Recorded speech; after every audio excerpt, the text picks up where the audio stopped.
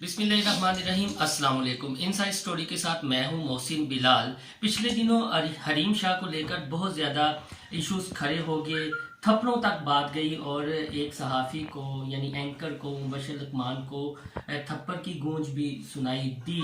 उस पर सहाफ़ी बरादरी की जानिब से काफ़ी ज़्यादा एजिटेशन सामने आया। इससे कबल वही वफाकी वज़ीर थे फवाद चौधरी, जब उन्होंने सीनियर जर्नलिस्ट और एंकर पर्सन समी इब्राहिम को थप्पड़ मारा था। उस वक्त भी हमारे सीनियर सहाफ़ियों ने प्रोटेस्ट किया था, लेकिन फवाद चौधरी को अकल नहीं आई। बात करेंगे फवाद चौधरी पर, लेकिन उससे पहले बात करते हैं हरीम शाह के हवाले से। हमारे साथ मौजूद हैं सीनियर सहाफ़ी राना अजीम साहब। ये सहाफ़ती यूनियंस के और हम जैसे जूनियर्स के लीडर भी हैं। तो इन्होंने हरीम शाह के हवाले से एक दो प्रोग्राम से खबरें भी ब्रेकिंग की थी कि आया हरीम शाह में ऐसा है क्या और किसके बिहाफ पर वो इक़्तिदार के ऐवानों में पहुंचती रही है। बहुत शुक्रिया राना साहब। राना साहब, क्या चीज़ है ये हरीम शाह संदल हटक? देखें, ये अगर हम इनकी थोड़ी सी बैकग्राउंड पे जाए तो ये इल्ज़ाम नहीं है, जो चीज़ें सुनने में आई हैं और जो चीज़ सामने है कि ये इस्लामाबाद के जिस हॉस्टल में पढ़ती थी, फिर उस हॉस्टल से निकल कर जिन महफिल में ये जाती थी, फिर उन महफिल से निकल के आहिस्ता आहिस्ता फिर इनकी पहुंच कहाँ तक हुई, कौन कौन से वो बड़े घर थे जहाँ पर बड़ी महफिलें होती थी और बड़े तगड़े लोग वहाँ मौजूद होते थे, वहाँ पर इनका किस तरह पहुँचना हुआ। उसके बाद हरीम शाह सियासत के मैदान में किस तरह आ गई, यानी सियासतदानों के पास किस तरह चलेंगी। इस्लामाबाद में रहने वाले लोग जो बड़ी महफिलों में जाते हैं, उन बड़ी महफिलों में सियासतदान ब्यूरोक्रेट्स या तगड़े लोग ही होते हैं, तो वहाँ पहुँचना भी आसान होता है और वहाँ जाना भी आसान होता है। उसके बाद वहाँ पे एक धरना शुरू होता है इस्लामाबाद में। ये मैं जो आप चीज़ बयान कर रहा हूँ, ये वो है जो इनकी एक होने वाली इन्वेस्टिगेशन की हिस्ट्री लिखी है। ठीक, इन्वेस्टिगेशन हो चुकी, कुछ हो चुकी थी। तो उस धरने में जब ये पहुंचती हैं, तो उस धरने में फिर जो धरने के रंग थे उसमें ये रंग जाती हैं और कुछ लोगों को सपने में रंग देती हैं। ये इस तरह हरीम शाह का एक सफर शुरू होता है। अब जो एक सवाल उठता है कि वो वजारत खारजा किस तरह चले गए, मुख्तलिफ दफातर में क्यों चले गई। अगर हम बतौर एक जर्नलिस्ट देखें तो वजारत खारजा के जिस दफ्तर में वो गई थी वहाँ जाना कोई प्रॉब्लम नहीं है। वहाँ पर आपने अच्छे कपड़े पहने हो तो आपको गेट से लेकर अंदर तक कोई नहीं पूछेगा। ठीक, ये एक जो हकीकत हमें उसको मान लेना चाहिए। और ख़ासकर जब हमारे माशरे में लड़की ने जीन्स पहनी हो और बड़े मॉडर्न कपड़े पहने हो तो उसको वैसे भी कोई नहीं रोकता। ये एक माशरे का हिस्सा है ना, कि जिस माशरे में दानिश को देखने के लिए पूरी कौम खाना पकाना भूल जाए, जिस कौम में 20 या 25 अरब रुपया सिनेमा की टिकटों पे दानिश को देखने में लग जाए, तो फिर हरीम शाह तो उससे बहुत आगे है ना। वो एक स्क्रीन पे है, वो एक हकीकत जो हमें। अब उसके बाद हरीम शाह कि जब पाकिस्तान में पॉलिटिकल लोगों के साथ उसकी चीजें उसे पता था, उसको ये समझ थी कि मुझे बिकना किस तरह है, तो वो कोई ना कोई ऐसी बातें करती जिस तरह अक्सर हम कहते हैं कि मीना को पता होता है कि मैंने खबर किस तरह बनानी। उसको इंग्लिश आती भी हो तो जानबूझकर वो ऐसी इंग्लिश बोल देती हैं कि जिसके बाद काम किसी और तरफ चला जाता है। तो ये सारी चीजें थी। आइए यहाँ से चले जाती हैं दुबई, लेकिन मैं आपको आपके इस प्रोग्राम के दिनों में दुबई जाती है। हाँ जी, धरने के दिनों में ये भी नया इंकशाफ है कि धरने के दिनों में दुबई जाती है। अच्छा, मैं आपको एक और भी बता देता हूँ, एक इंकशाफ नहीं बल्कि हकीकत बता दूँ। हरीम शाह असल साउथ अफ्रीका 2 दफा गई, अजरबैजान 2 दफा गई। वो किन के साथ गई इसका आप भी इंतजार कीजिएगा, मैं जरूर बताऊंगा कभी ना कभी, और तस्वीर के साथ बताऊंगा। फिर जब ये दुबई चले जाती हैं तो 2 माह दुबई रहती हैं। दुबई में 2 माह ये एक बड़े टीवी चैनल के जर्नलिस्ट के घर रहती हैं, और उसका घर दुबई शहर से बाहर होता है, अजमान में ये वहां पर स्टे करती हैं। उसके बाद इन्हें एक कंपनी जो दुबई की बहुत बड़ी कंपनी है, सॉरी बात टोक रहा हूँ, उस बड़े टीवी चैनल उनका हेड ऑफिस कराची में है या लाहौर में? लाहौर। अच्छा, फिर उसके बाद अजमान में जाने के बाद यही लड़कियां, अजमान में ही बहुत बड़ा इंडस्ट्रियल सऊदी होता है, दुबई का होता है अरबी, डॉक्टर बू अब्दुल्ला, जिसकी 256 कंपनी है, ये उससे मिलती हैं। वो जर्नलिस्ट तारफ कराता है, वो कहता है जी ये पाकिस्तान में आपकी बेहतरीन इन्वेस्टर हो सकती हैं। इनकी बहुत ज्यादा फॉलोइंग है, फॉलोइंग तो बहुत ही, लेकिन फॉलोइंग में देखने का ये होता है कि इसकी नेगेटिव कितनी है और पॉजिटिव कितनी है। वो उसके कहने पे उसको एम्बेसडर रख लेते हैं। आहिस्ता आहिस्ता वो जब उसको रखने के बाद चीज़ें बाहर आना शुरू होती हैं। पाकिस्तान के अंदर सोशल मीडिया मादर बिदरजाद है कि दुनिया के दीगर ममालिक में सोशल मीडिया मादर बिदरजाद नहीं है, बिलखसूस यूएई में नहीं है। जब वो उसमें कुछ ऐसी चीज़ें सामने आती हैं तो उसके बाद यही दोनों लड़कियों में से एक लड़की जो है हरीम शाह, ये दावा कर देती है कि मेरी शादी हुई है इस अरबी के साथ, डॉक्टर अबू अब्दुल्ला के साथ। इस पर वो अब्दुल्ला उसे फौरी तौर पर एग्रीमेंट के तहत उसे फारिग करता है और फारिग करने के बाद ये वहाँ पर 10 दिन के लिए जेल काटती हैं। जेल काटने के बाद ये मुल्तान का टिकट होता है, ये मुल्तान आती है, डिपोर्ट होकर आती हैं और यहाँ पर एक बड़ी अहम शख्सियत ने एयरपोर्ट से रिसीव करती है। और रिसीव करने के बाद आजकल ये खामोश है।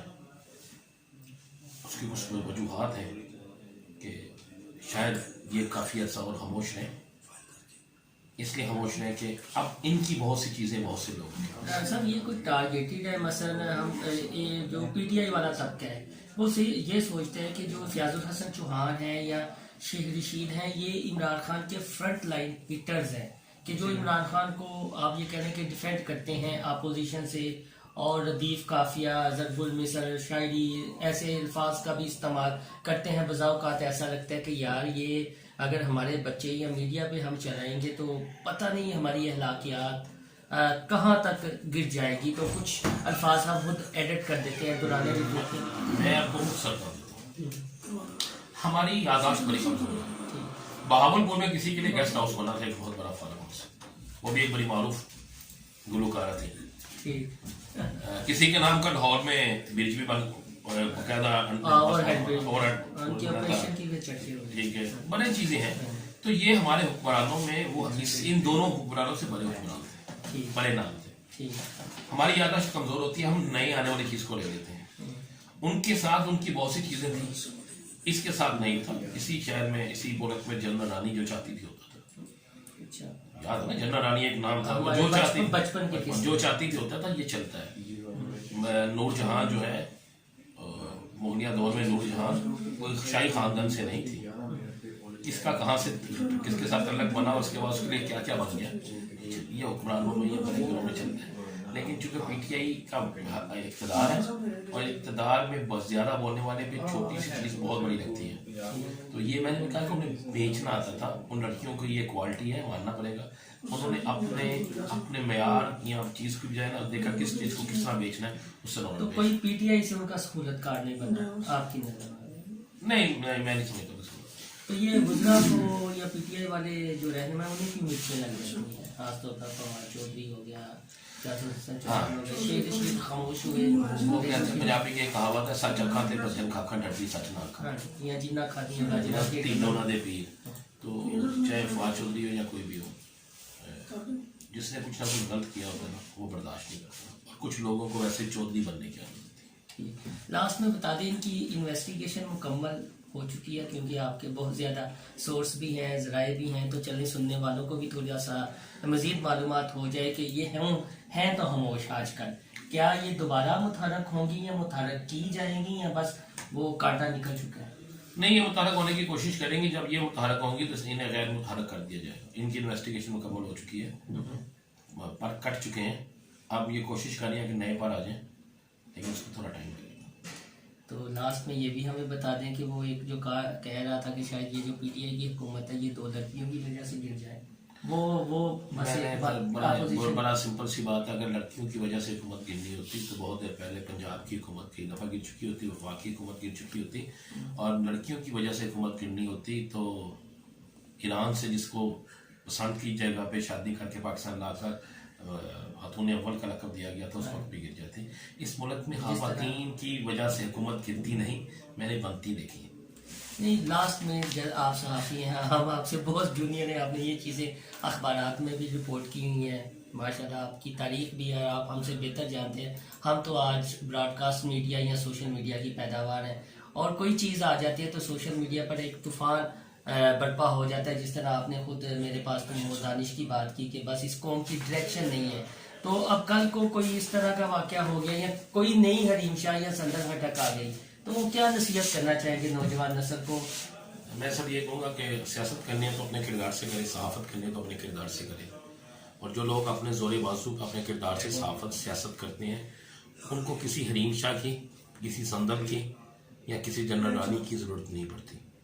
तो जो लोग किसी के सहारों पे सियासत करते हैं, फिर वो एक छोटे वाक़या से टूट भी जाते हैं और उनकी सियासत भी खत्म हो जाती है। अच्छा, ये सियासतदान इल्ज़ाम लगा देते हैं कि हमें ये इंजेक्ट करवाई जाती हैं इस तरह के किरदार, हम पाक साफ होते हैं, हमारे पास भेजे जाते हैं, फिर हमें ब्लैकमेल किया जाता है। देखिए, बड़े बड़े सिंपल सी बात है, बिल्कुल दोस्त कह रहे होंगे वो, मैं किसी की बात को इग्नोर नहीं करता, लेकिन क्या वो पागल है? क्या वो बच्चे हैं?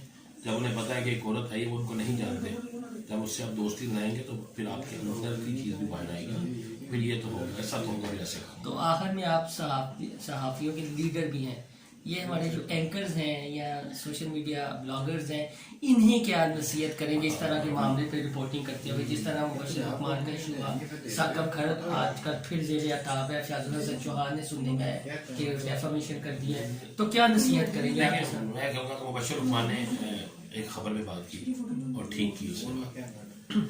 मैं अपने नौजवानों से कहूँगा कि खुदारा, जब मैं गाली बर्दाश्त नहीं करता, ये एंकर से भी कहूँगा, जब आप खुद गाली बर्दाश्त नहीं करते तो आपको भी किसी को गाली निकालने का हक नहीं है। जब आपके खिलाफ कोई लिखता है तो आपको अच्छा नहीं लगता, तो आपको भी किसी के खिलाफ लिखने की इजाज़त नहीं है। तो लिहाजा जो अपने लिए बेहतर समझते हैं वही किसी के लिए करें, और आने वाले वक्त में सहाफ़त को मज़ीद बदनाम ना करें। सहाफ़त में एक मुकद्दस जो पेशा है उसमें और एक नामुकद्दस पेशे में फ़र्क रखें। बहुत शुक्रिया राना साहब जी। राना साहब की बातें आपने सुनी, उन्होंने कहा कि हरीम शाह और सद्दत हाकर की जो तहकीकात है वो मुकम्मल हो चुकी हैं और ये चैप्टर जो है वो क्लोज हो चुका है, लेकिन आने वाले दिनों में इनके पास कुछ डाटा है, कुछ उनकी इंफॉर्मेशन है और बहुत जल्द वो उनको मंजरे आम पर लाएंगे। लेकिन फ़िलहाल नौजवान नस्ल के लिए और अपनी सहाफ़ती बरादरी के लिए भी उनका यही पैगाम है कि लकीर के फ़कीर ना बने, चीज़ों को अंडरस्टैंड करें। खुदा हाफिज़।